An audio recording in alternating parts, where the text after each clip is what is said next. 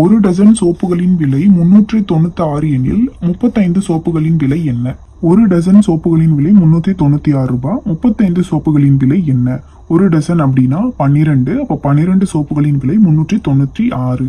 சோப்புகளின் எண்ணிக்கை அதிகரித்தால் விலையும் அதிகரிக்கும். இது நேர்மாறல் கணக்கு. நேர்மாறலுக்கு வகுத்தல் 12/396 ஈக்குவல் டு 35 தெரியாதது எக்ஸ்ன்னு எழுத போறோம். ஒருக்கு பெருக்கல் பண்ணலாம். 12x equal to 35 into 396.